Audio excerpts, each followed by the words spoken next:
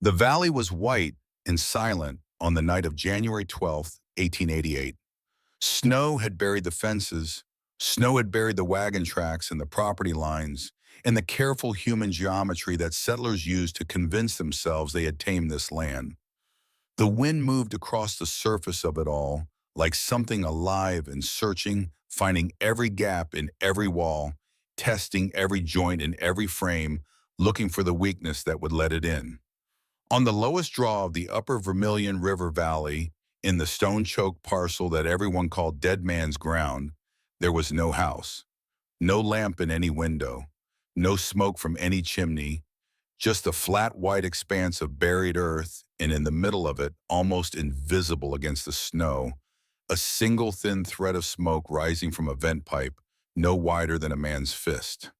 The smoke rose straight for a moment, then the wind found it and pulled it sideways, and it disappeared into the dark.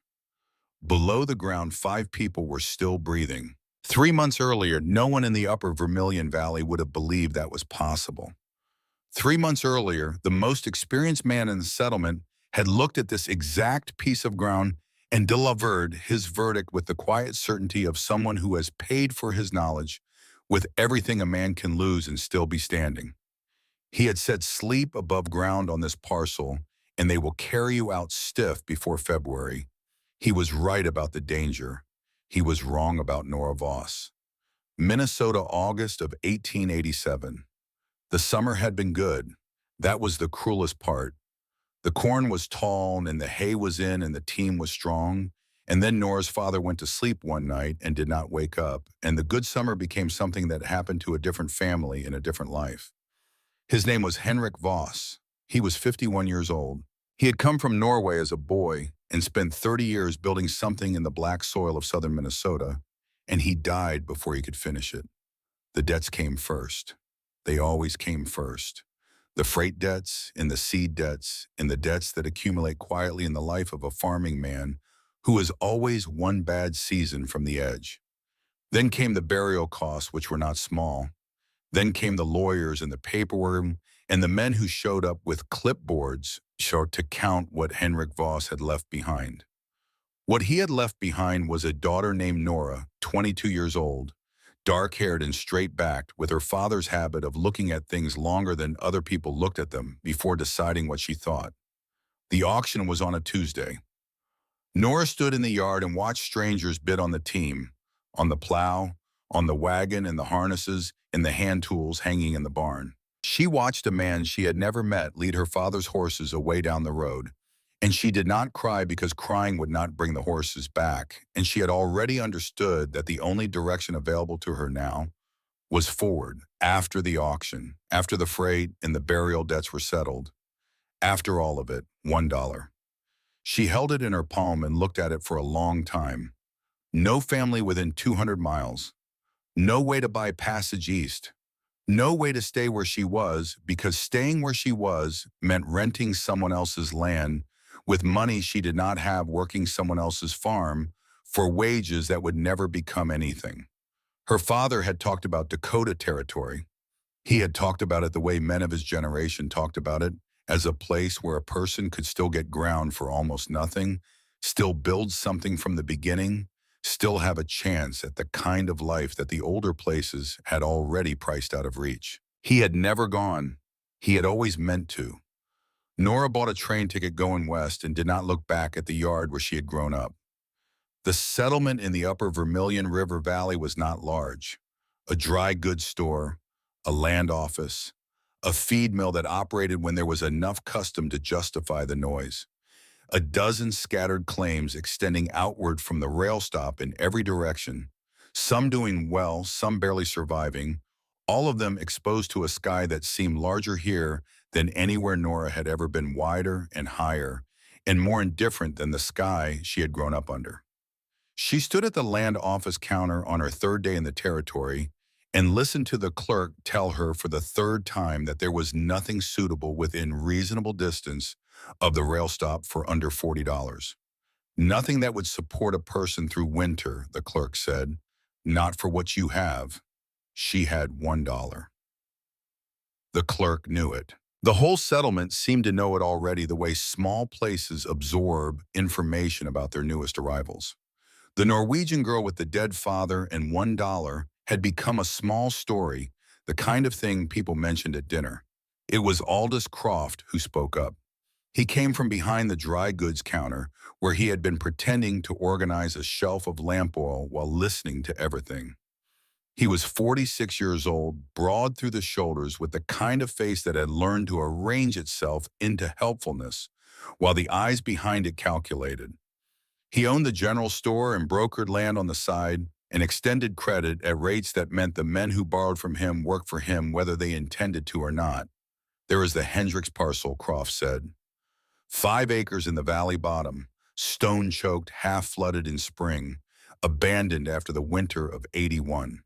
The clerk looked at the counter.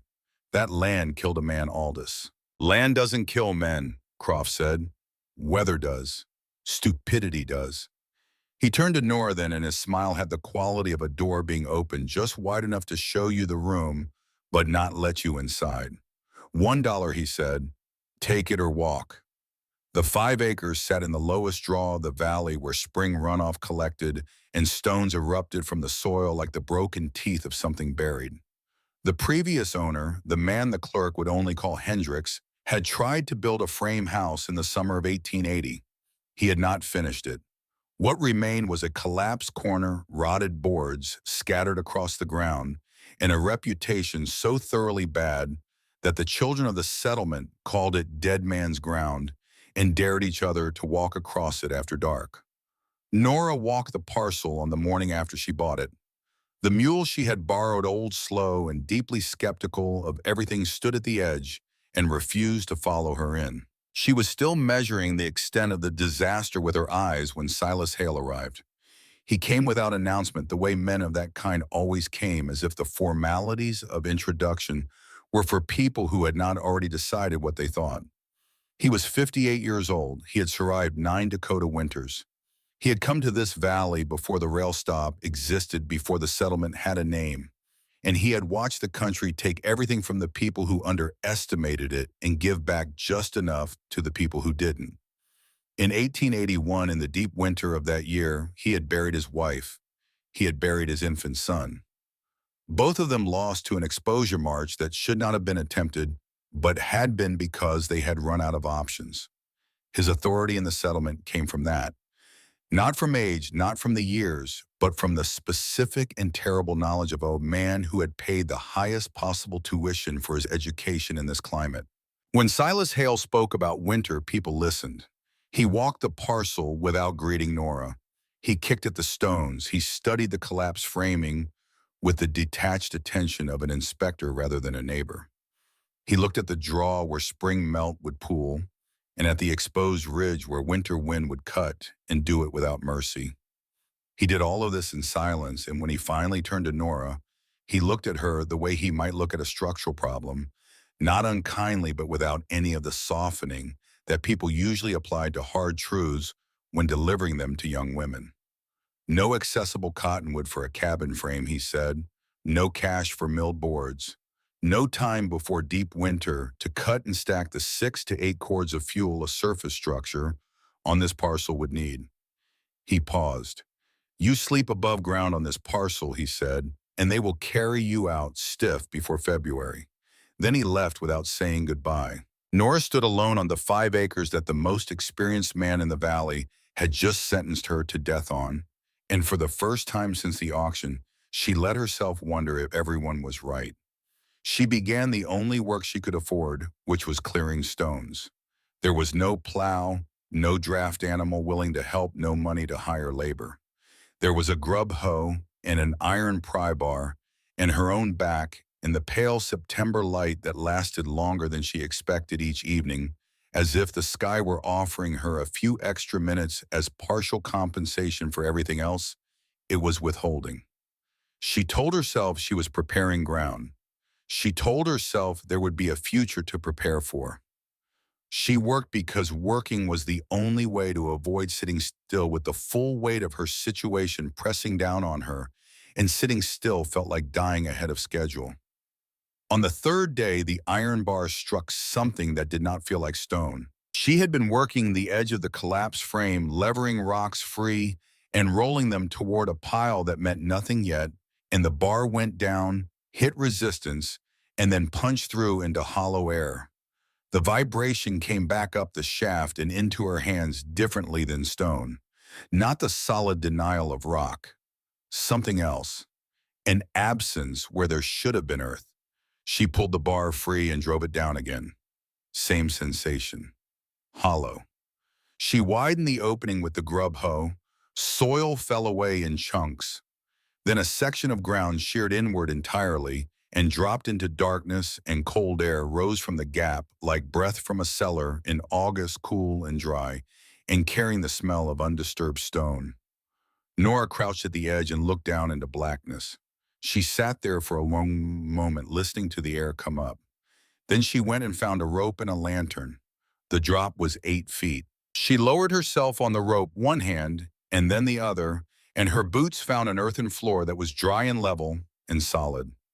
She held up the lantern. The room was roughly 14 feet by 18 feet in its main chamber. The walls were dry-laid limestone flat slabs fitted against each other without mortar, each piece chosen for how it would bear against its neighbors. The floor was tamped earth with a slight pitch toward one wall where drainage had been considered. Shelf notches had been cut into the stone at regular intervals along the back wall, each one level, each one sized for a specific purpose. One end of the chamber had collapsed soil spilled across old shelf notches where the ceiling had given way over years of neglect. But the walls themselves stood. The structure itself held. A stair throat rose toward what had once been surface access, now packed, solid with decades of debris and root mass. Nora turned slowly in the lamplight, taking in every detail. She understood 3 things in the silence of that buried room. The first was that Hendricks had known this chamber existed. He had probably built above it or near it, and he had died on the surface before he could ever use what was beneath his feet. The land record showed nothing about a buried room because no one had thought to ask. The second was that the stones erupting from the surface of this parcel were not random geology. They were excavation spoil. Whoever had dug this chamber had piled the removed material on the ground above it, and those piles had weathered over decades into what looked like natural rocky ground, but wasn't. The badness of this land was not the land's fault. It was evidence of a room. The third thing she understood was the one that mattered most. A root cellar kept potatoes through a Dakota winter because the earth surrounding it buffered the wild swings in temperature that killed everything on the surface. 40 degrees underground when it was 40 below in the open plain. 40 degrees underground when it was 90 above in August. The earth did not care what the sky was doing. It simply held what was placed within its keeping. If a root cellar could hold potatoes, it could hold a person. Maybe. She climbed out as the sun went down and sat on the edge of the collapse. The wind was already cold. October was coming. After October, November. After November, nothing but endurance and the kind of luck that you made rather than found. She had no lumber, no labor, no money for fuel, no conventional path from here to survival. But she had a buried room that no one else knew existed, and she had 4 months before the deep of winter. She went to sleep under canvas that night, thinking about her father, about the half-buried stone storehouse on the farm where she had grown up, about the way he had stood in that cold, dark space and said cold matters less than wind and stale air will kill you before frost will if a sealed room has no way to breathe. She had been 9 years old. She had not known she was being handmade something that would one day be the only thing standing between her and death. The news moved through the settlement the way news always moved in places without newspapers. Through wives at the well, through children repeating what their father said at dinner, through the particular velocity of gossip that attaches itself to a story unusual enough to spread without needing embellishment. The Norwegian girl found something under the Hendricks ground. The Norwegian girl thinks she can live in a hole like a badger. The Norwegian girl's going to dig her own grave and climb in before winter does it for her. Nora heard it when she came to the settlement for rope and lamp oil.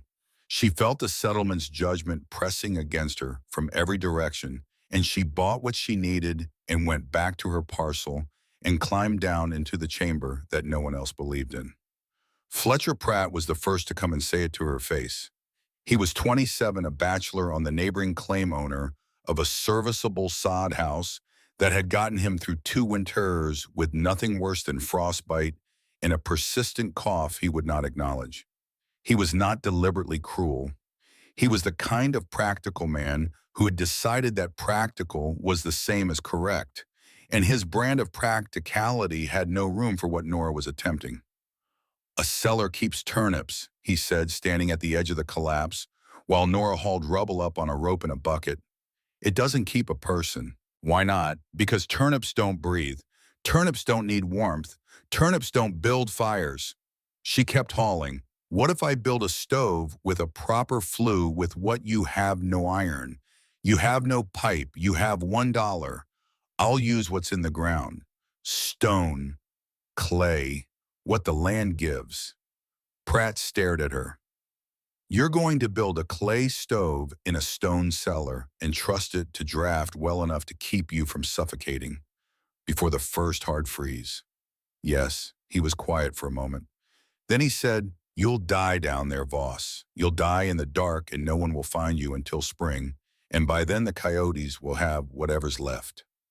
Nora set the bucket down, looked up at him and said, "Maybe, but I'm going to try."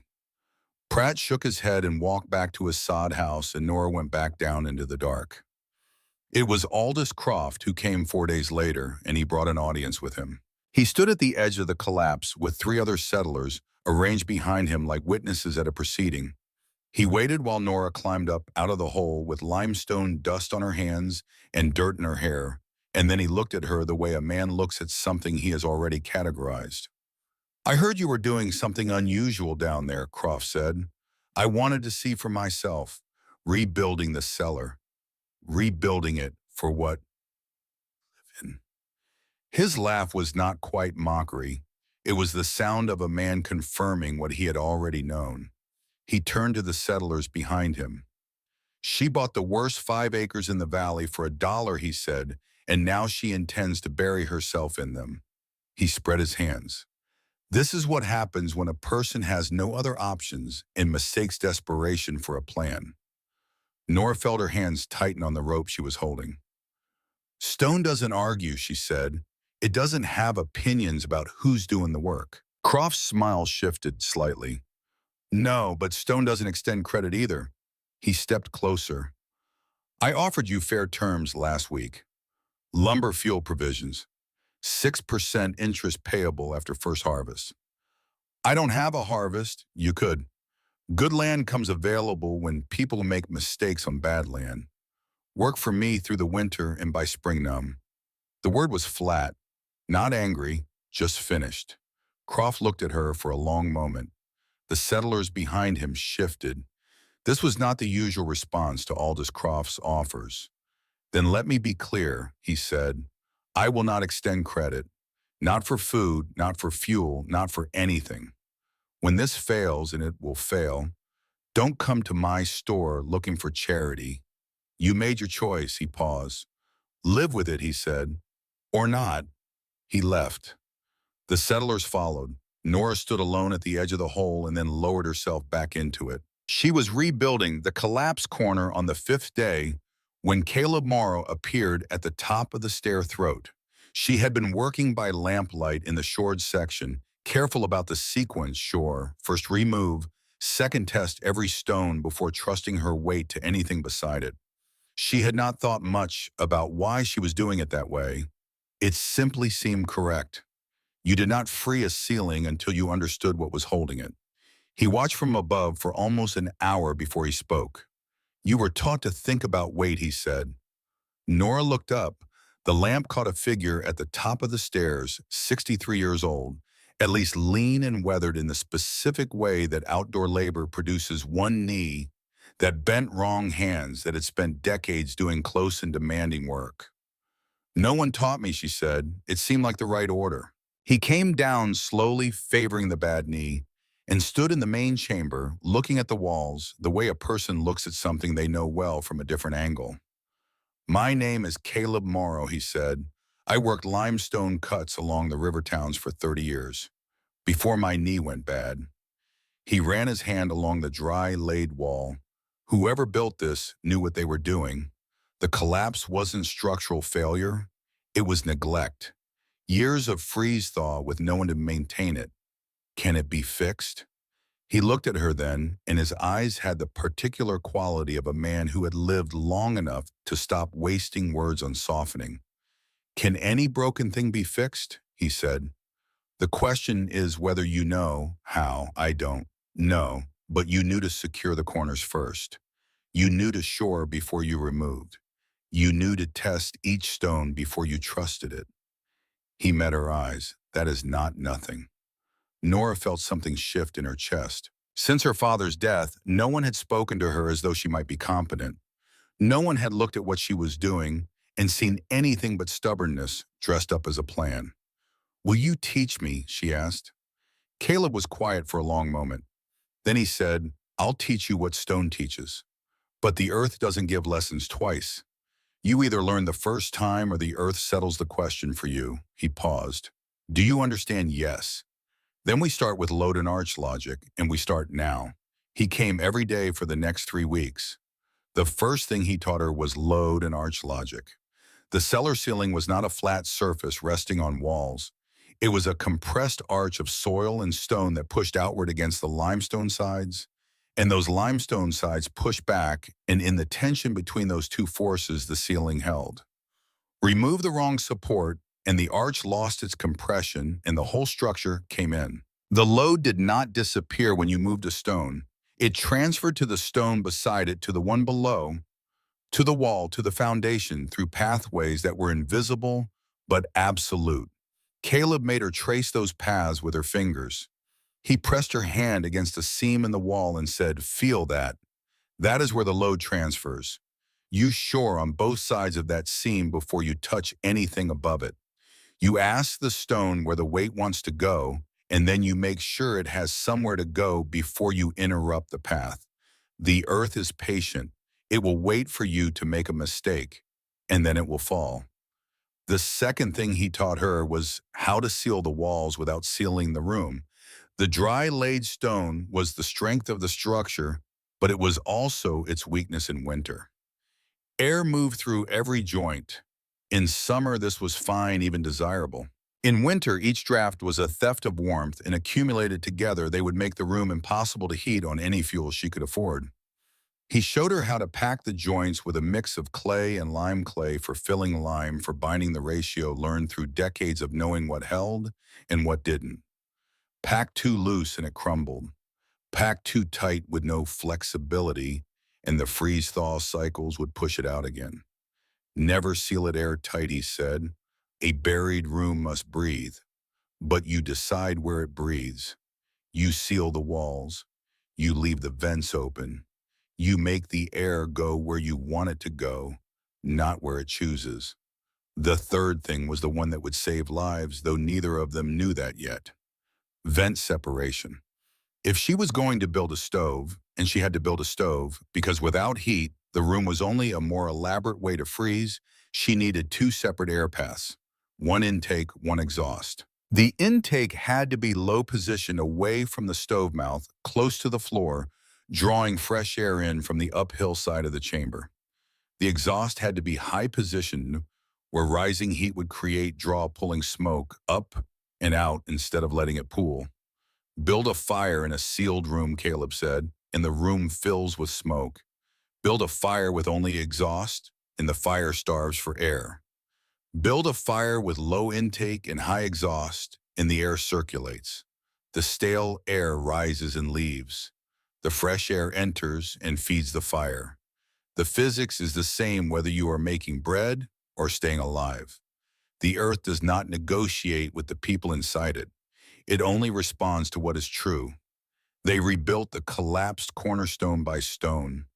They cleared the stair throat and rebuilt the entry passage with a dogleg angle, not a straight shot from outside to inside, but a turn so that wind could not funnel directly into the room. They patched the ceiling with salvaged poles and brush and saw and an earth cap that Caleb tamped down with his cane and good leg while Nora held the forms in place below. They cut a new vent shaft on the uphill slope and lined it with stone. And in the third week, they built a stove. It was not iron. Iron cost money, and money was what this whole project existed to work around. It was clay and stone, a firebox lined with flat limestone slabs chosen for their density, a flue path that rose through a chimney of stacked stone mortared with clay, and at the top, where the heat was greatest and the clay most vulnerable, a 3-foot section of rusted stovepipe that Caleb had found on an abandoned claim 2 miles away and carried back in pieces under his arm. "This is not a proper stove," Caleb said when they finished. "It is a way to burn fuel without dying. It will crack. It will need repair. It will ask more of you than you expect." He placed his hand on the cold stone. "But it will draw. And draw is what keeps a person alive." They lit the first test fire on a cold October morning. Nora fed dry grass and then small sticks into the firebox while Caleb stood near the exhaust vent watching for smoke.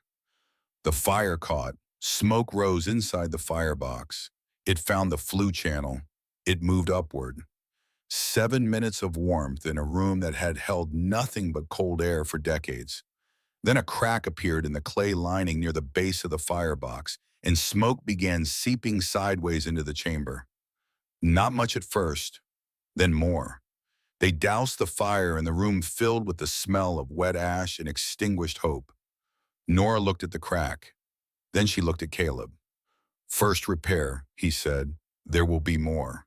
He paused and something moved across his face that was not quite a smile but was adjacent to one. "You asked me why I'm here," he said. She had not asked. She had wondered.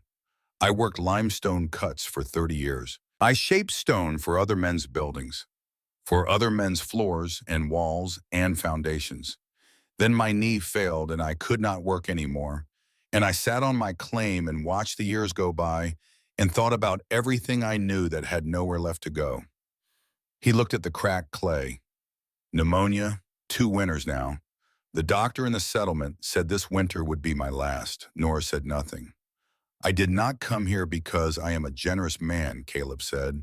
"I came because I needed to see what I know being used before it stops being anywhere." He looked at her directly. "You are the only person in this valley who is doing something that requires what I know. That is why I am here." Nora understood then what she was receiving. Not charity, not mentorship in the usual sense. Something more urgent and more fragile than that. A man trying to make his knowledge survive him because knowledge that deals with the person who holds it is simply loss, and Caleb Morrow had decided he was not willing to let that particular loss happen. She started the repairs that evening. Outside October settled over the valley like a decision that had already been made. The nights were colder than the weeks before. The days were shorter than the days before those. The land was doing what the land always did in this place, narrowing the margin, reducing the options, asking the oldest question it knew how to ask. "Are you serious?" And Nora Voss in her buried room that smelled of wet ash and old stone and clay, that had not yet found its final form, answered the only way she knew how. She picked up her tools and went back to work. October became November the way all transitions happen in Dakota Territory. Not gradually, not with the courtesy of warning, but as a fact that was simply true one morning when it had not been true the morning before. Nora woke on the 1st of November to find the water in her tin cup frozen solid. She was sleeping in the entry chamber, by then on a pallet of folded canvas close enough to the dog leg turn that the worst of the outside air broke against the angle before it reached her. It was not warm, it was survivable, and she had already learned to treat survivable as a form of success distinct from comfort, but more durable than it. She lit the lamp. She fed the stove. She watched the clay lining for the hairline cracks that appeared almost daily now as the stone expanded and contracted with each fire and each cooling. She mixed a small batch of clay lime paste and worked it into the cracks with her fingers before the morning fire got hot enough to make the repairs difficult. Then she went back to work. This was the rhythm of those weeks, not dramatic, not the kind of story that announced itself as important while it was happening. Just the accumulation of small, precise actions, each one necessary, none of them sufficient, alone building towards something that could not be seen yet, but had to be trusted. The collapsed corner took the first 2 weeks. She worked it stone by stone, the way Caleb had shown her shore first remove, second test every piece before committing weight to it. She developed a feel for the limestone that she had not had before, a sense of which faces were load-bearing and which were fill, which joints were carrying the arch, and which were just occupying space. Her hands learned things that her mind could not have articulated.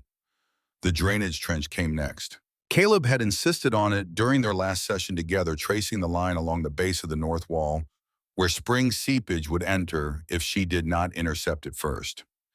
She dug it with the grub hoe, working in the lamplight, filling a bucket and hauling it up the stair throat and dumping it outside.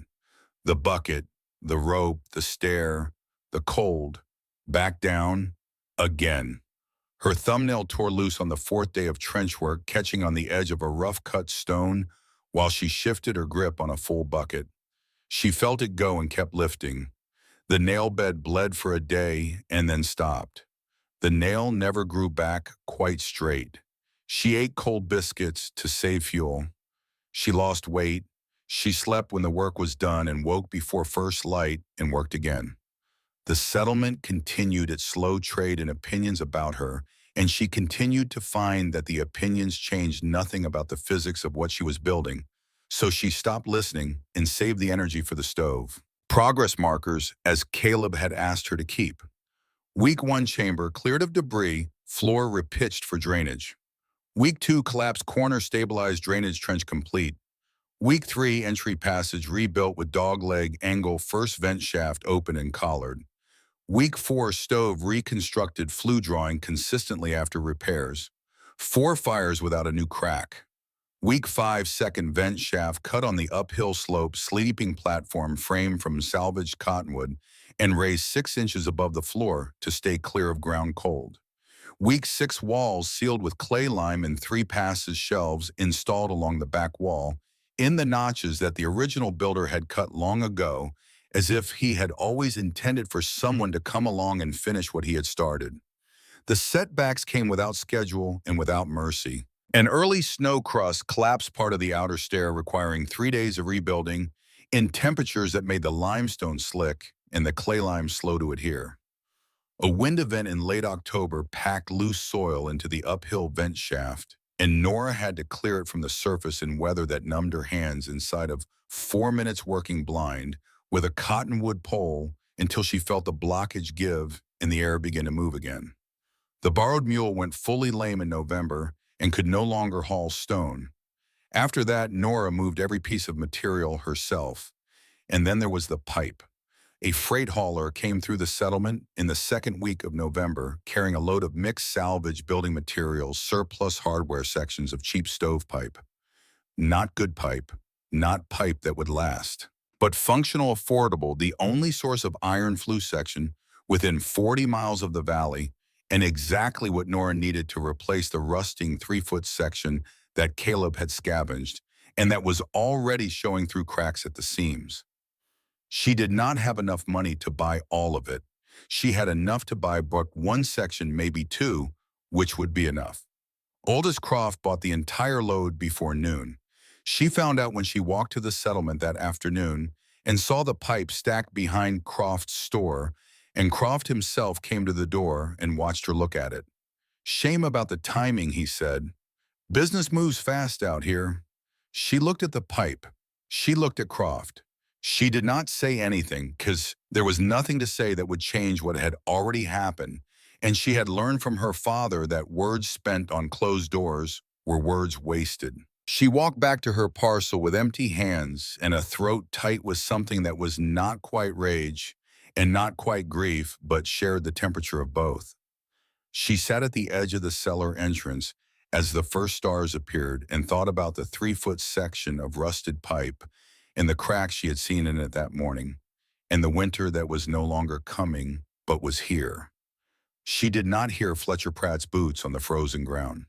He appeared at the edge of her lamplight without announcement, the way he had developed a habit of doing since their first conversation at the edge of the collapse, not announcing himself as if he had not yet decided whether he was staying and did not want to be held to the commitment of a greeting. He was carrying something under his arm. He set it down without ceremony. A 4-foot section of stovepipe, old and dented, and showing rust at one seam, but intact along its length and serviceable. The kind of thing a man finds in the back of an abandoned outbuilding and carries home without knowing why, the way people keep things that seem like they might matter someday.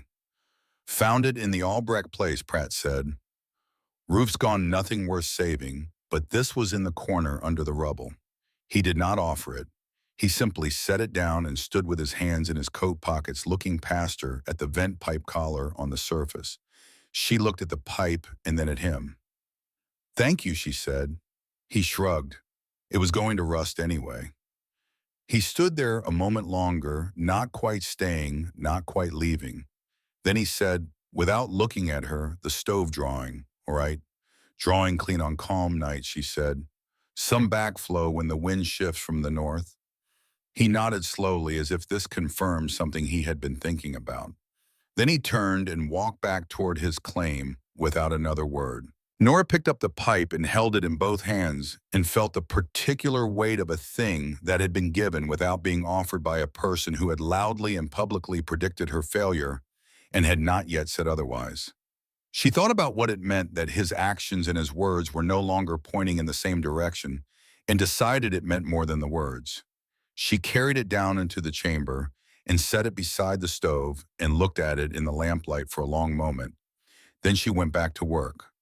On the eastern edge of the valley, in a frame shack that did adequate service in mild winters, a bachelor named Dolph Sauer was spending his second Dakota winter with his mother, a woman of 64 who had come to visit in October and had not yet found conditions favorable for the return trip to her claim 12 miles south. Nora had seen them once at the settlement store in November, Dolph restocking flour, and his mother examining the quality of the lamp oil with the expression of a woman who had opinions about lamp oil and was not shy about sharing them. They were solid people, the kind who kept their heads down and managed, but their shack sat on a shallow foundation with a roof that had been patched twice already, and the patches were holding by habit more than by any structural principle Nora could identify from a distance. She noted this. She did not have the resources to do anything about it yet. She filed it in the part of her mind where she kept things that mattered, but could not be addressed immediately, and she went back to her own work. Silas Hale came in December. He came in the evening when the cold had settled its full weight onto the valley, and the sky had the particular hard clarity that comes when there is no moisture left in the air to soften anything. He came alone without the audience that Croft always seemed to require, and he sat down on a flat stone near the vent collar as if he had been thinking about this visit for a while and had finally decided to make it. Nora was working on the sleeping platform when she heard him above. She climbed up. He looked at the vent collar. He looked at the dogleg entry. He looked at the way she had framed the outer stair against drift. "Better than I expected," he said. That was all. But from Silas Hale in the winter of 1887, it was not a small thing. They stood in the cold for a moment, and Nora waited because she had learned that Hale never traveled to say only one thing. "The question is not whether it holds in November," he said finally. His voice had the quality of a man reciting something he had arrived at through long thought. "The question is, what happens when the real cold comes? When it is 40 below and the wind is running at 60 miles an hour out of the northwest." She said nothing. She knew there was more. "In a storm like that," he said, "the wind pressure against your exhaust vent can reverse the draw. Instead of pulling smoke out, the vent pushes air in. The flow inverts. Smoke comes into the room instead of leaving it." She had thought about this. She had not found an answer. "How long before it becomes dangerous?" she asked. 2 minutes, he said, maybe less depending on how much fuel is burning. "You lose the draw, the smoke fills from the top down. You have 2 minutes to fix it before you start making decisions you cannot take back." She looked at the vent collar dark against the night sky. "How do I fix it?" Hale was quiet for a long moment. Then he said, "I don't know." She looked at him. "I have seen it happen," he said. "I have seen men try different things. Some of them worked and some of them did not. And I cannot tell you which will work in your configuration because I have never built what you have built." His voice was even, not apologetic, just honest in the way that men are honest when honesty costs them something. "I told you that you would not survive this parcel. I told you that because I could not see how you would. The danger I described was real. The conclusion I drew from it may have been wrong." He looked at her with the full weight of 9 Dakota winters behind his eyes. "But I cannot give you the answer to this problem. I can only tell you the problem exists. That is what you came to say." He stood up from the stone. "Yes," she thought about this. Then she said, "Why bother telling me something you cannot help me solve?" Hale paused. "Because you deserve to know what is coming," he said, "whether or not anyone can help you with it." He walked back toward the settlement, his boots loud on the frozen ground, and then the dark took him, and she was alone again with the vent collar and the wind that moved across the valley, testing every surface it found. She stood there a long time. She was standing at the edge of a problem that the most experienced man in the valley had just told her he could not solve. She had no teacher left to ask. Caleb had given her the principles, and the principles were sound, but principles did not automatically generate solutions to specific problems, and this problem was specific and it was coming whether she solved it or not. She climbed back down into the chamber. She lit the stove and sat on the edge of the sleeping platform and watched the flue channel for a long old time, tracing the path the air took from the low intake near the floor across the room to the fire and then up and out through the exhaust high on the opposite wall. She thought about what happened when that path reversed, when the pressure gradient flipped and the exhaust became an intake and the intake became nothing, and the fire consumed the oxygen in a room with nowhere for the poisoned air to go. She thought about it for 2 hours. Then she went up to the surface with a lamp and stood at the exhaust vent collar and looked at the way it sat in relation to the slope and the prevailing wind direction and the angle of the hillside above it. She looked at it from the north, from the west, from the direction the worst storms came. She came back down and lay on the sleeping platform and stared at the ceiling and let the problem sit in her mind without forcing it the way Caleb had taught her to sit, with a load path question not demanding an answer, but making space for one to arrive. It arrived in the hour before dawn. A baffle, not a complex thing. A simple wooden deflector positioned just outside the exhaust vent collar, angled to break the direct pressure of wind on the opening. Not sealed, not closed, just interrupting the straight line between wind and vent mouth so that the air had to change direction before entering, losing enough of its force in that change to prevent full pressure reversal. She could not be certain it would work. She could build it, test it, observe the draw in a wind event, adjust. That was what Caleb had done with every problem she had brought him. Not a solution delivered whole, but a response built and tested and corrected and tested again until the correction held. She built the baffle the next morning from a piece of salvaged board and 2 sections of wood cut from the cottonwood platform scraps. It took 4 hours. It was not elegant. It was precise. Caleb came for the last time in the first week of January. She heard his boots on the outer stair before she saw him, the careful placement of a man who had learned not to trust his own knee on an uncertain footing. He came down into the chamber slowly, and she held the lamp so the light fell where he needed it, and he stood in the room and looked at what she had made. He walked the perimeter. He pressed his hand against the sealed walls and felt for drafts. He tested the stove draw with a strip of paper near the intake vent, watching it bend inward with the current of fresh air. He examined the sleeping platform, the provision shelves, the drainage trench, the reinforced ceiling. He stood at the base of the stair and looked back at all of it for a long moment. Then he turned to her. "The room is ready," he said. He stopped. The cough had changed over the weeks since she had last seen him. It was deeper now, with a sound underneath it that had not been there in October. He looked at her with the eyes of a man who had made his peace with a specific and approaching fact. "Is the person inside it ready?" he said. Nora did not answer immediately. It seemed important to answer honestly rather than quickly. "I don't know," she said. Caleb nodded as if this was the correct response. "Better than certainty you haven't earned," he said. He moved toward the stair, paused with one hand on the wall. Without turning, he said, "You found the load paths with your fingers before you knew what you were feeling for. You sealed the walls without making them airtight. You built a separation into the vents because the physics required it, not because anyone told you the physics required it." He turned then and looked at her. "And the baffle on the exhaust collar. I did not teach you that." "No, where did you get it?" "I sat with the problem long enough for it to arrive," she said.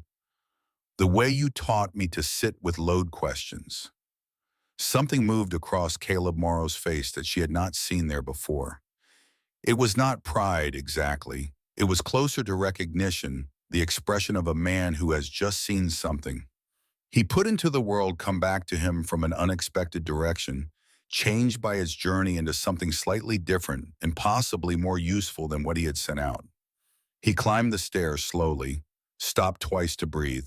At the top, he turned back and looked down at her, standing in the lamplight of the room she had built. "Now they'll hear it from you," he said. He left the next morning for his claim 2 miles up the valley road. She watched him go. His breath made clouds in the cold air. His limp was worse than it had been in October. She did not know it was the last time she would see him standing. January 11th arrived wearing the wrong face. The temperature lifted into the high 30s overnight. By morning, snow was releasing from the cedar branches in wet clumps. Meltwater ran in thin lines across the packed surface of the road. Children she could hear, but not see from the valley floor, were out in the slush, their voices carrying in the way that voices carry when there is no wind to interfere. Women hung laundry. Men emerged from their sod houses and their frame shacks with the blinking expression of people who have been underground too long and are not quite certain the world they are emerging into is the same one they left. Talk in the settlement turned to early spring, the winter releasing its grip in January. The blessed seasons that sometimes came to Dakota and gave people back a month they had not expected. Nora stood at the mouth of the cellar entrance and let the warm air move across her face and felt nothing like relief. She had grown up in Minnesota. She had heard her father talk about false thaws the way he talked about all weather phenomena that carried cost inside their apparent generosity, not with fear, but with the specific wariness of a man who had learned to account for the price before spending the gift. "Don't trust warm January," he had said once in the half-buried stone storehouse, where they stored the potatoes and where she had first understood the principle that now held her alive. "The land is not done with you yet. Warm in January is the land lowering your guard before it reminds you who is in charge." She looked at the sky. To the north, where the horizon should have been a clean line between pale earth and pale sky, there was instead a darkness that had no gradation to it. Not clouds building, not the gradual thickening that preceded ordinary storms. A wall, moving with a speed that did not match the mild air currently sitting over the valley. Nora felt her stomach drop. She went down into the chamber and checked the stove, checked the fuel supply stacked against the south wall, checked the vent collars in the baffle on the exhaust and the level of the lamp oil in the 4 lamps she kept filled and ready. She checked the provision shelves, potatoes, onions, dried beans, salt pork, flour coffee, a small block of rendered lard. She checked the rope she kept coiled near the outer stair. Then she climbed back up and stood at the entrance and watched the northern horizon come toward her and understood that the test she had been building toward for 4 months was not arriving in the way she had imagined it. It was arriving tonight. The temperature, which had been 38 degrees at noon, was 22 degrees by 4 in the afternoon. It was 11 degrees by 6. The dark line had reached the valley by then, and it was not a line anymore. It was everything. It was the sound of a freight train that did not pass but kept coming, kept building, kept adding volume until the sound itself became a kind of pressure. And then the pressure became the wind, and the wind became the snow, and the snow became a world with no edges and no distances and no directions that a person could trust. January 12th, 1888. The temperature would drop 60 degrees in 6 hours. Nora was already underground when the storm broke. She heard it before she felt it. A roar that began as something distant and became something physical. Way a river in flood becomes not just a sound, but a pressure against the chest, a vibration in the bones that bypasses the ears entirely and registers somewhere older and more animal. The wind hit the valley like a wall collapsing, and the dogleg entry did what it had been built to do. The gust broke against the angle and spent itself on the outer door instead of driving straight into the chamber. The room held. But the outer stair began filling immediately. Nora could hear it, the soft percussion of snow packing into the entry passage, accumulating against the outer boards, with a weight that was quiet and patient and completely without mercy. She climbed up to look and opened the outer door against a resistance that had not been there an hour ago. The world outside had ceased to exist in any meaningful sense. Visibility was the length of her arm. The snow was not falling. It was moving horizontally, driven by wind that had no interest in the distinction between up and down. She began shoveling. She threw snow outward as fast as it arrived, fighting the arithmetic of a storm that was adding faster than she could subtract, knowing she would eventually lose, but needing to delay the losing as long as possible. The cold was a different kind of cold than she had experienced in 4 months of Dakota winter. It was not the passive cold of a still night that settled onto exposed skin and waited. It was aggressive, directional cold with intent, finding the gap between her collar and her jaw, and the space at her wrists where her sleeves had ridden up, and treating those gaps as the only things in the world worth its attention. She had been working for 20 minutes when she heard the voice. It came from the direction of the valley road, from the track that connected the scattered claims across the floor of the upper Vermilion. A woman's voice, first high and directional, even through the roar. Then something smaller. A child. Nora stopped shoveling. She stood at the top of the stair, with the wind trying to take her off her feet, and looked into the white and saw nothing. The voice came again. Not a call. A scream. The particular sound a person makes when they are calling a name and terrified of the silence that might come back instead of an answer. Nora made a decision.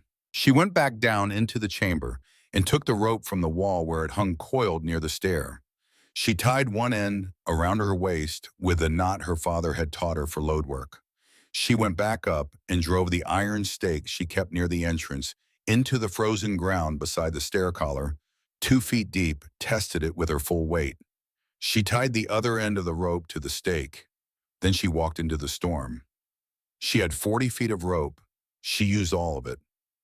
Mercy Aldridge was 24 years old and had left her brother's claim that morning when the weather was warm and the sky was clear and the settlement was less than 4 miles away, along a road she had walked a dozen times. She had her son Owen on the seat beside her, 6 years old, wrapped in his winter coat, asking questions about the geese they had seen flying south the day before. By the time the storm hit, they were less than a quarter mile from Nora's parcel. In the whiteout, a quarter mile was a different kind of distance. A quarter mile in zero visibility, with a child and no landmarks, and a wind that erased sound and direction, and the difference between the road and the ditch, a quarter mile in those conditions was enough to kill both of them. Nora found them by sound alone. Mercy was screaming Owen's name. Owen was crying but still upright, still moving, still alive, 10 feet from his mother in snow that had hidden him completely from her sight. Nora grabbed them both and pulled them onto the rope line. What followed was not heroic in the way that word usually gets applied. It was desperate and exhausting, and several times very nearly not enough. Mercy stumbled twice and went down to one knee, and Nora pulled her upright without stopping because stopping in that wind with that cold meant not starting again. Owen stopped walking entirely in the final stretch, and Nora lifted him with both arms and carried him the remaining distance with the rope pulling taut against her waist and her legs driving forward through drifts that wanted to hold every step she took. Her left shoulder wrenched when she first took his full weight, and the pain was immediate and specific, and she filed it in the same place she had filed the torn thumbnail. Real noted irrelevant to the immediate task. By the time they reached the outer door, all three of them were at the limit of something. They fell through the dog-leg entry, and the outer door slammed behind them, and the roar of the storm became something on the other side of a wall instead of something eating the world. And for a moment, all three of them simply lay on the entry floor in the relative stillness and breathed. Then Nora looked at Owen. His lips were the color of a bruise. His skin had the waxy quality that coal produces when it has gotten deep enough to matter. He was not shivering. That was the thing that mattered most. Shivering meant the body was still fighting. The absence of shivering meant the body had stopped arguing and was waiting for something to change. She carried him down into the chamber. Mercy followed, moving like a person operating from the last reserves of something nearly gone. Nora laid Owen on the sleeping platform and wrapped him in the wool blankets from the shelf without pulling them tight loose, the way warmth needed to be returned gradually from the outside in the core, last instead of first. She turned to Mercy. "Stay with him. Keep the blankets loose. Do not put him near the stove. Do not rub his hands or feet. Just keep the blankets around him and talk to him." Mercy nodded. Her eyes were clear despite everything. The eyes of a mother who has found her child and is now fully present for whatever came next. Nora turned to the stove, and that was when she saw the intake vent. Snow was packing into the low intake shaft from the outside. She could see it at the collar-white building at the edges of the opening, accumulating with each gust, the aperture narrowing in real time. If the intake blocked entirely, the stove would consume the oxygen in the room and replace it with carbon monoxide and smoke, and the 2 minutes Hale had warned her about would arrive faster than she could address them.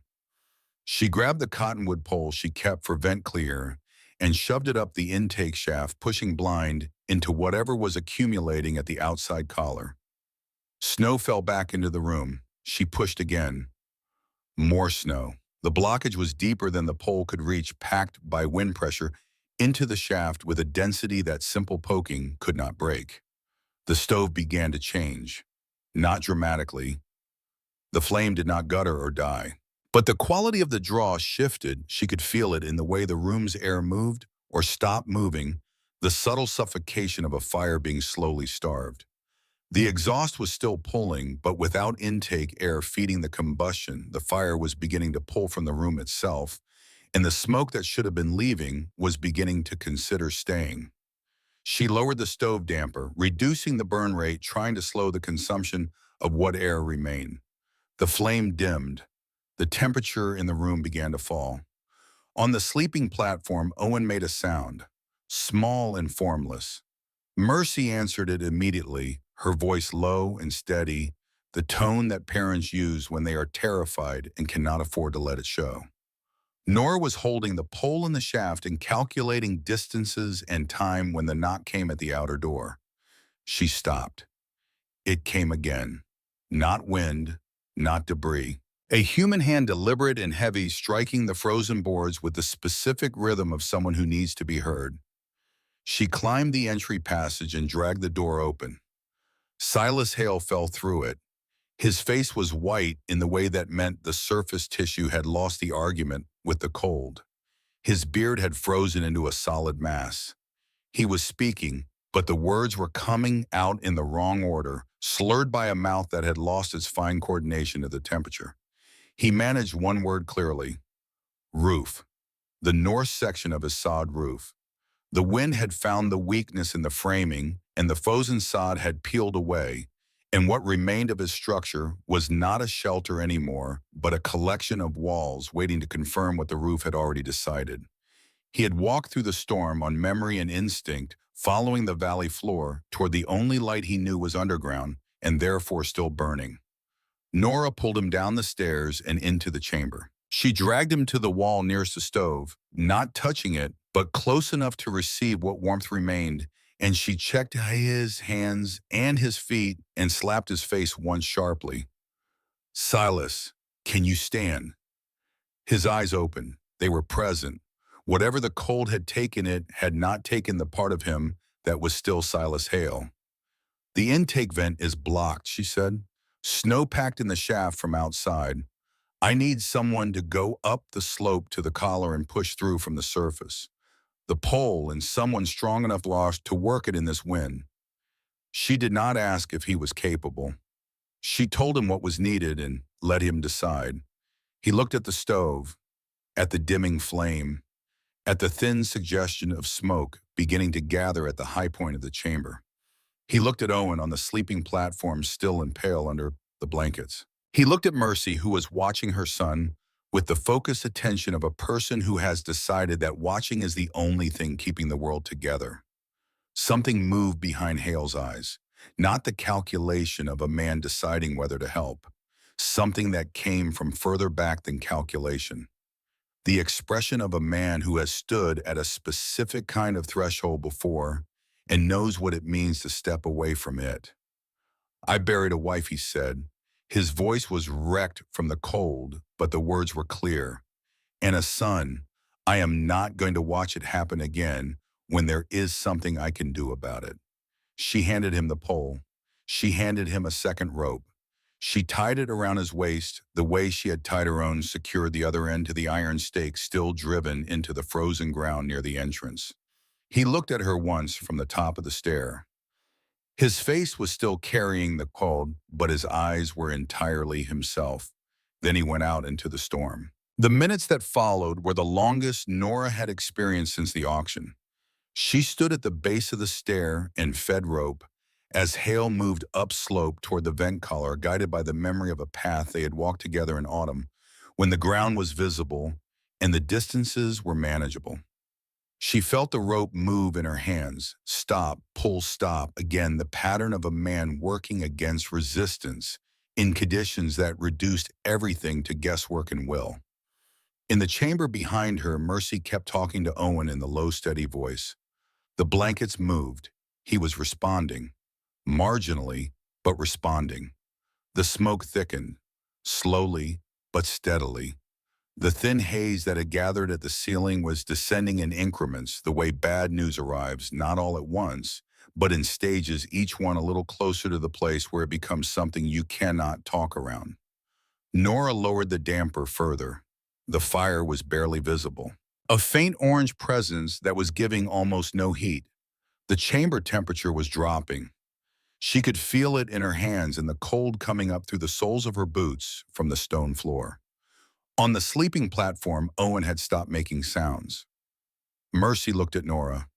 "He is breathing," Mercy said. Her voice was controlled in the particular way that exists directly beside panic and is holding it back through sheer decision. "Keep the blankets around him," Nora said. "Keep talking." The rope went slack. Then it went taut again with a different kind of tension, not the tension of someone moving outward, but of someone moving back. Hand over hand, Nora took in the slack, feeling the rope come toward her in uneven pulls.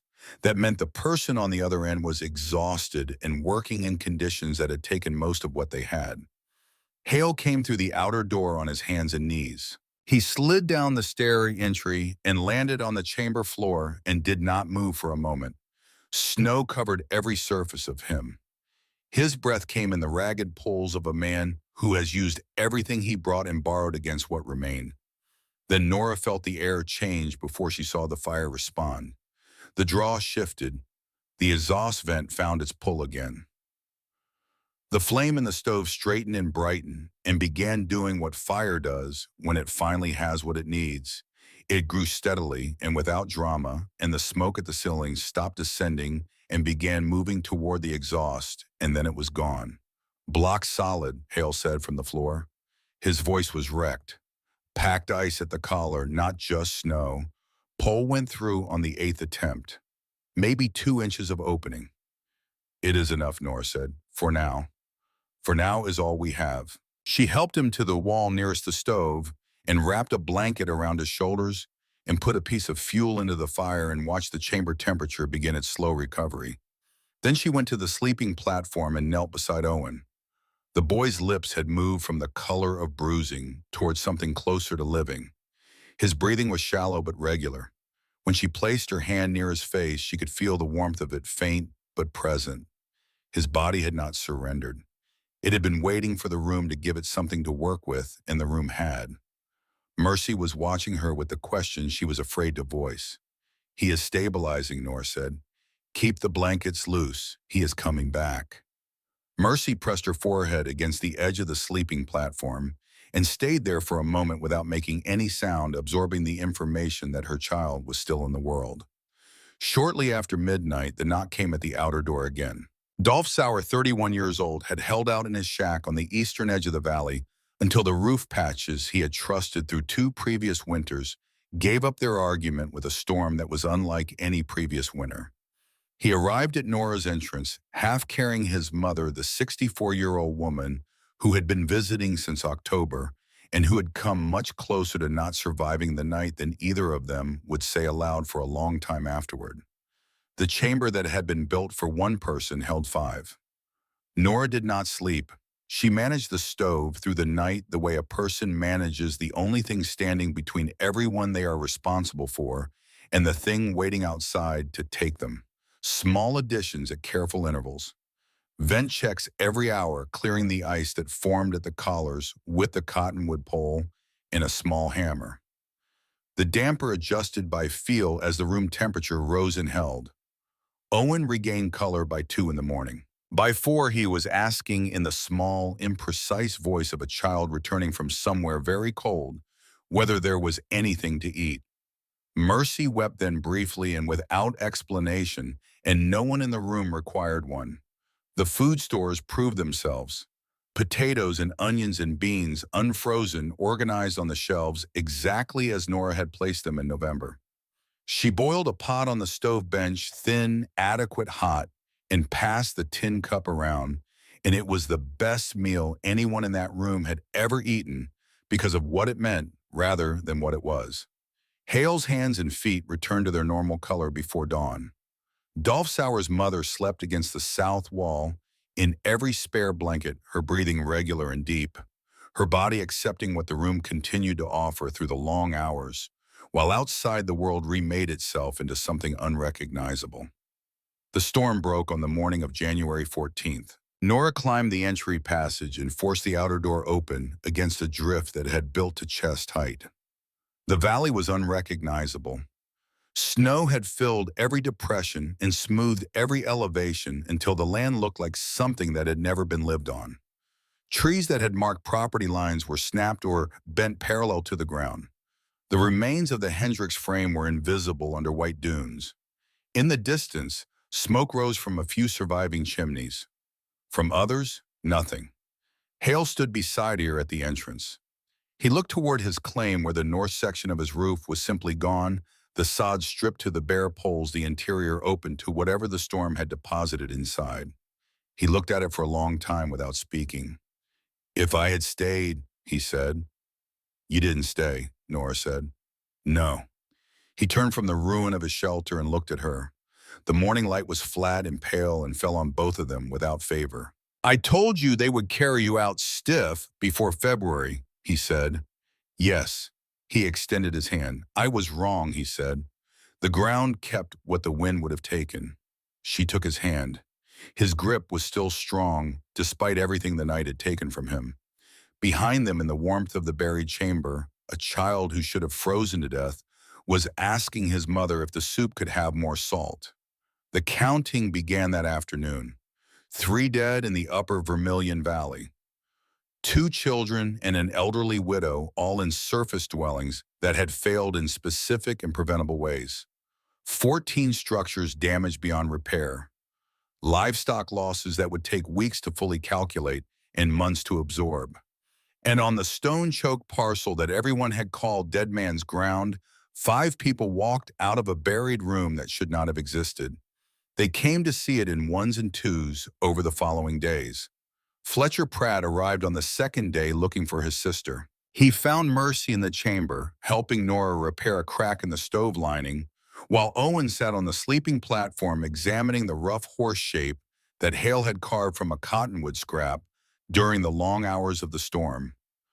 Pratt stood at the bottom of the dogleg entry and looked at the room with the expression of a man allowing himself to see something he had decided against seeing for several months. All of you, he said, through the whole storm. The whole storm, Mercy said. He walked to the stove and put his hand on the warm stone. He looked up at the ceiling that had not moved. Then he turned to Nora. Show me how it works. She showed him the way Caleb had shown her through demonstration, not lecture. A lamp flame near the intake vent bending inward with a current of fresh air. The same lamp moved to the exhaust vent, the flame bending outward with the rising heat. Two paths, fresh air low away from the fire, stale air and smoke high carried out by heat. The earth keeping the temperature stable. The vents keeping the air alive. The dogleg entry spinning the wind's force on a wall instead of on the people inside. Pratt crouched and examined the drainage trench. The clay lime walls, the raised sleeping platform, the provision shelves still half full, despite feeding 5 people through 2 days of storm. I told you a cellar keeps turnips, he said slowly. You did. He was quiet a moment. Then he said, I was wrong about that too, wasn't I? It keeps turnips because the earth is stable. You just applied the same principle to people. The physics doesn't distinguish, Nora said. It works the same for whatever you put inside it. Pratt looked at her. Can you teach me to build one? The intake placement is the hardest part, she said. Get it wrong and you suffocate. Get the exhaust wrong and you choke on smoke. Get the entry wrong and you lose your heat every time you open the door. She met his eyes. But yes, I can teach you. Aldous Croft came on the 4th day. He came alone without the arrangement of witnesses that had accompanied his previous visits. He stood at the edge of the entry collar and looked down into the room where Nora was inventorying what remained on the provision shelves. She heard his boots. She kept working until he spoke. I heard 3 people died, he said from above. Yes, and 5 survived down there. Yes, he was quiet for a moment. Then 2 of the sellers I sold plans for this winter, the Halverson family and the Reeds. Both have problems, Nora said. You know that. The Halversons lost their winter stores in the spring melt before the storm, he said. His voice was flat, as if he were reading from a ledger rather than speaking about people. The Reeds lost theirs last month. A family with 2 young children went into February with nothing but what neighbors could spare. She set down what she was holding and looked up at him. Your designs don't account for water table variation, she said. They don't account for spring melt or storm surge. They assume the ground will behave according to what is convenient rather than according to what is true. And you built them to minimize your material costs, not to keep people alive. Croft said nothing. My own cellar, he said after a moment. The showcase. I used it to demonstrate the design to buyers. Flooded completely in the September rains. Lost 8 months of provisions. She looked at him. Everything I told potential buyers about how it would perform. He stopped. It didn't perform that way. No, it performed the way physics said it would perform, which is different from the way you told people it would. He stood at the edge of the entry for a long time, looking down at her in the lamplight of the room his mockery had tried to prevent, the room that had held while his showcase had become a pond. He was not a stupid man. He had always known the difference between what he said and what was true. He had simply for a long time found it profitable not to let that difference matter. Show me, he said. 2 words. They cost him something visible. His jaw was set and his hands were at his sides, and he said them anyway.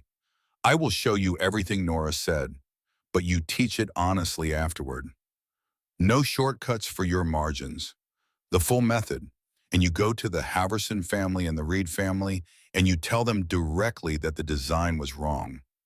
Not the weather, not their execution. The design. He held her gaze. and you make it as right as it can be made right with them." A long silence. Then he nodded. "Come down," she said. "We start with the drainage." He followed her into the ground. February came and Nora walked the 2 miles to Caleb Morrow's claim through weather that had moderated to merely brutal, and knocked on his door and went in. He was in his bed. The cabin was warm enough. He had built it well, as he had built everything. His hands lay still on the blanket over his chest, the hands that had shaped limestone for 30 years and had pressed hers against a seam in a wall to show her where weight traveled. She sat beside him. She told him about the storm, about Mercy and Owen, and the rope, and the 40 feet of white, nothing she had walked into, and the two of them she had pulled back. About Hale going out in the storm, the eighth attempt, the pole breaking through. About 5 people breathing through the night in a room that the settlement had called a grave. She told him about the baffle on the exhaust collar, how it had held through wind that stripped roofs from sod houses and not reversed once through the entire storm. She told him that people were coming to learn, that Pratt was already breaking ground, that Croft was rebuilding the 2 failed cellars at his own expense and teaching the correct method to anyone who would stand still for it. She told him the room had held. His eyes opened. They found her face and stayed there with the focused attention of a man listening to something he has been waiting to hear. "Cold matters less than wind," he said. His voice was almost gone, just the shape of the words in air. "Stale air kills before frost," she said. His eyes closed. "Good," he said. She sat with him until the light changed. Then she walked back to her parcel in the dark, and the cold did not touch her the way it used to, because she had learned to read it differently, not as an enemy, but as a condition, one of many conditions the earth presented, and that could be worked with or ignored. The second choice being the one that killed you. Caleb Morrow died 3 days later. They buried him on his claim in ground that still required a pickaxe to open. Nora stood at the edge of the grave and did not speak because she could not think of anything to say that would be more true than the room still standing 2 miles down the valley road, still warm, still breathing through its vent pipes into the cold air, still holding what it had been built to hold. She thought about limestone dust on his sleeve in the lamplight of their first session together, about a strip of paper bending inward at the intake vent the morning the draw had worked for the first time without cracking, about his hand pressing hers against a seam in a wall so she could feel where the weight went. She thought about what he had said at the top of the stair on his last visit, looking back down at her in the lamplight. "Now they'll hear it from you." She understood now that this was not a compliment. It was an assignment. The valley changed in the years that followed in the way that places change when a practical idea finds its moment and refuses to leave. 6 households with proper storm cellars by the winter of 1889, 14 by 1890. By 1892, a new claim without some form of earth-sheltered refuge was the exception, and the exception was regarded with the kind of quiet concern that neighbors reserve for a situation they know will eventually require their assistance. The method spread beyond the valley the way practical knowledge travels, carried in the pockets of people passing through, scratched in charcoal on scraps of board described in the specific detail that only comes from having done a thing rather than having read about it. A newspaper in Yankton ran a piece about the buried houses of the Upper Vermilion, more fascinated than accurate, but sufficient to move the idea outward. Families arriving in the territory were told, before they bought their first board of lumber, "Go see Nora Voss. She'll show you what the earth can do." Silas Hale rebuilt his claim with a proper storm cellar integrated into the foundation. He died in 1902 old and genuinely at peace in a bed that was warm because his shelter had been built to hold warmth rather than merely admit it. His last words, according to the neighbor present, were about the storm of '88, about the 8th attempt at the vent collar, about the choice that had been available to him in that moment, and what he had decided it meant to make it. Aldous Croft spent his remaining years building what he had previously only sold. He never became a generous man. That was not what the experience had changed in him. But he became an honest one in the specific domain of building beneath the earth, and that honesty outlasted him in the structures that bore its mark. He and Nora were never friends. They became something that mattered more than friendship in the practical mathematics of a community that needed to keep its people alive, colleagues, and necessary work. And the work was more important than the history between the people doing it, and both of them understood that without either of them ever saying so. In the winter of 1923, Nora Voss stood at the entrance of the cellar she had rebuilt 36 years earlier. She was 58 years old. Her back had never fully straightened after the years of working bent beneath the ground. Her hands, which had learned to read limestone by touch on cold October mornings, were scarred at the joints and still strong in the way that hands are strong when they have spent decades doing work that required everything they had. Her granddaughter was climbing down the entry stair with a jar of preserved plums from the summer harvest, careful on the dog-leg turn, placing her feet the way someone had taught her to place them without ever explaining why. Her granddaughter had never thought to ask why the entry turned. It simply turned the way stairs simply rose and doors simply opened, because that was the nature of the things she had grown up inside of. And the nature of the things you grow up inside of is that they seem like the nature of the world rather than the decisions of specific people who made them in specific circumstances for specific reasons that mattered enormously at the time. Nora watched her disappear into the chamber below. This was the truest measure of what had been built. Not that people remembered the work, not that they could recite the names of the problems and the solutions in the specific cold morning when the draw had finally worked without cracking, but that they had forgotten it was ever remarkable, that they moved through the things it had made without knowing they were moving through someone's answer to a question that could have killed her. The vent pipe breathed into the cold air above the snow, a single thin thread of vapor barely visible rising and then taken by the wind. Below it, in the room where the earth held 40 degrees when the surface held 20 below, her granddaughter was placing jars on the lower shelves where the temperature was most stable because someone had taught her that the lower shelves were for the things that needed the most protection, and she had learned it so completely that she no longer knew she had learned it at all. Nora looked at the vent pipe. She thought about a man with a bad knee and limestone dust on his sleeve, and 30 years of knowledge he needed to see used before it disappeared. She thought about the specific quality of his silence when he pressed her hand against a wall seam and waited for her to feel what he was feeling. She thought about his voice at the top of the entry stair on that last November morning, looking back at her in the lamplight of the room she had built from a dead man's storage and $1 and 4 months of work that everyone agreed would kill her. Now they'll hear it from you. The wind moved across the surface of the snow and found the vent pipe and pulled the thin thread of vapor sideways, and it disappeared into the cold blue air of a January morning, 36 years after the storm that had asked the question. Below the ground, the room continued to hold what it had always held, the warmth that the earth kept, the air that the vents moved, the knowledge that one man had carried to one woman at the end of his life, not knowing how far it would travel or how many winters it would make possible, that would not have been possible without it. Nora looked at the vent pipe one more moment. Then she turned and went back inside, and the ground beneath her continued its patient work. The same work it had always done, the work that required nothing from the people above it, except the willingness to stop fighting what was true and start building with it instead.